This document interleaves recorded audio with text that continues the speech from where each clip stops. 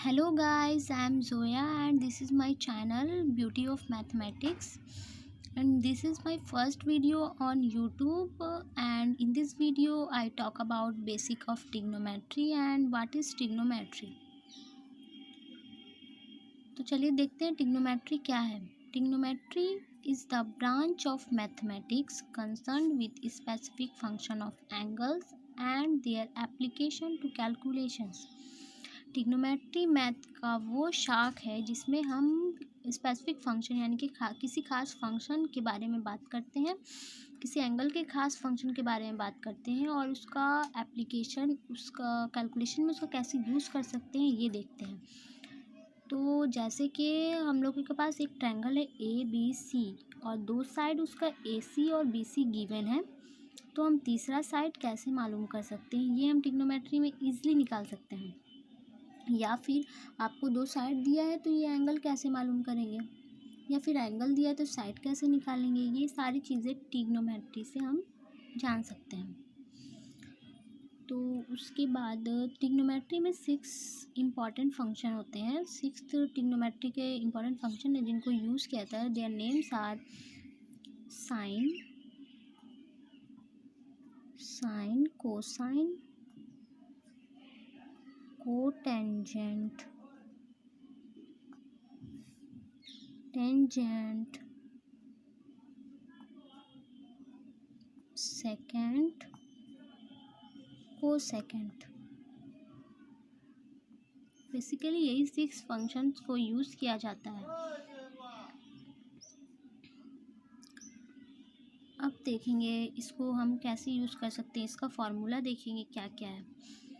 तो देखिए, साइन को हम शॉर्ट में पहले कहते हैं साइन, कोसाइन को कहते हैं कॉस, कोटेंजेंट को कॉट, टेंजेंट को टैन, सेकेंड को सेक, कोसेकेंड को कोसेक।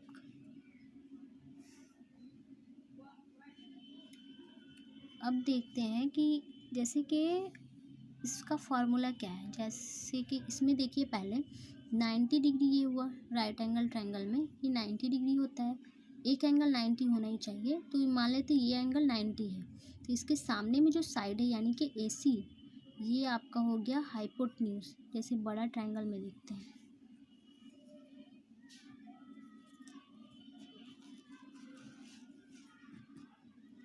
ये एक ट्रायंगल है ABC, तो ये एंगल मानते हैं हम 90 डिग्री है। तो इसके सामने जो साइड है वो हमारा हो गया हाइपोटेन्यूज।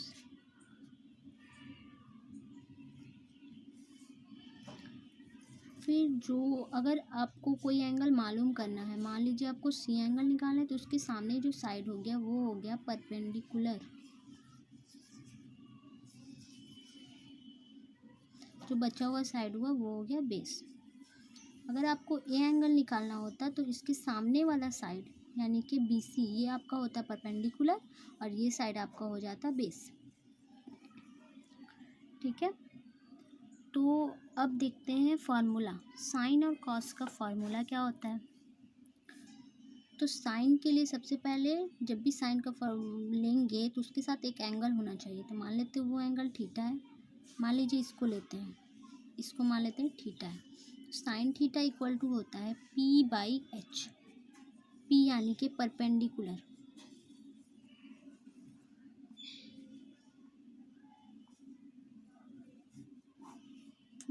By hypotenuse.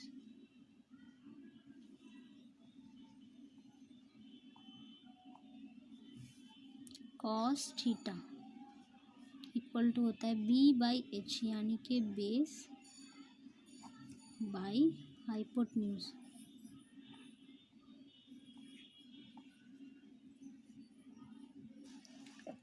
तीसरा हो गया टैन थीटा, P/B यानी कि परपेंडिकुलर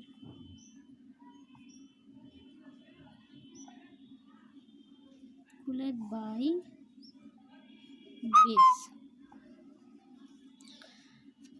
जैसे तीनों चीज़ पता चल गया, अब तीनों का अपोजिट देखेंगे, मतलब जो और तीन है इन तीनों का अपोजिट है। जैसे कि साइन का अपोजिट होता है कॉसेक, कॉसेक थीटा। तो कॉसेक थीटा इसका अपोजिट क्या होगा, पी बाई एच है तो एच बाई पी। कॉस का अपोजिट होता है sec, sec theta equal to क्या होगा, H by B. And tan का opposite cot, cot theta equal to B by P. ठीक है, इसके बाद हम देखेंगे, अच्छा इसको याद करने का टेक्निक भी है, मतलब जिससे हम याद किए हैं। तो देखिए ये इसका पी बाई एच होता है, ये बी बाई एच होता है, ये B by P by B होता है। तो इसके लिए शॉर्ट टेक्निक क्या है, जैसे कि हम ऐसे याद किए हैं, ये हो गया पंडित का पी, भोला प्रसाद, हरी हरी बोल। पंडित भोला प्रसाद हरी हरी बोल, ऐसे याद कर लेंगे। अगर पंडित भोला प्रसाद हरी हरी बोल, तो उसका फर्स्ट वर्ड लिखेंगे तो ये आपका आगे देखिए पी बाई एच, ये हो गया साइन, ये बी बाई एच, ये हो गया कॉस, ये पी बाई बी, ये हो गया टैन। अब इसका अपोजिट एच बाई पी हो गया हमारा कॉसेक, एच बाई बी हो गया सेक, और बी बाई पी हो गया कॉट। छो यहीं से निकल जाएगा। तो आपको ये याद रखना है, पंडित भोला प्रसाद हरी हरी बोल। इस टेक्निक से आपको छो याद हो जाएगा, कोई कन्फ्यूज़न नहीं होगा।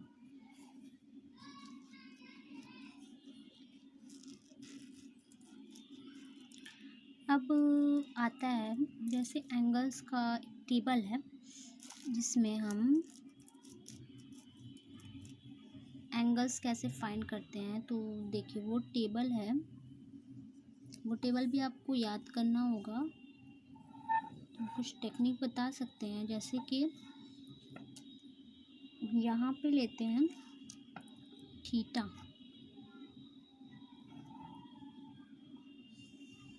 ऐसे यहाँ पे एंगल्स होता है 0 डिग्री,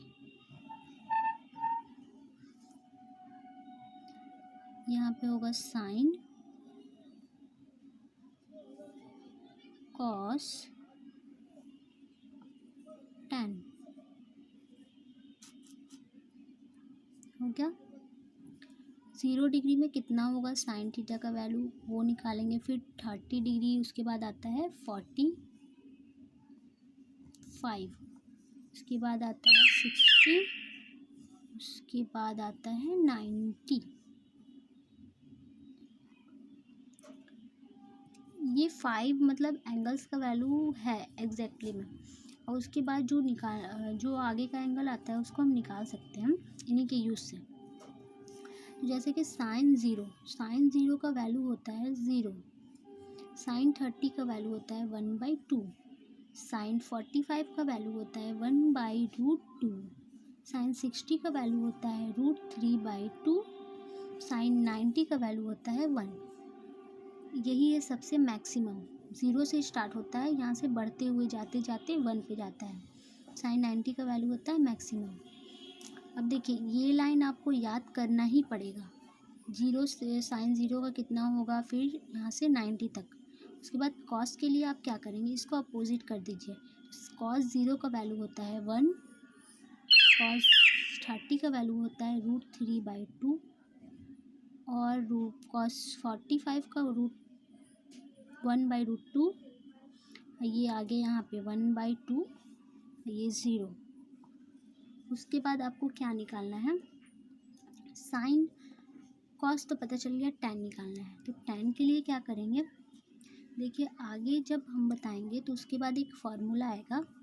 तो टैन का टेबल याद करने के लिए हम क्या करते हैं, तो टैन थीटा इक्वल टू होता है साइन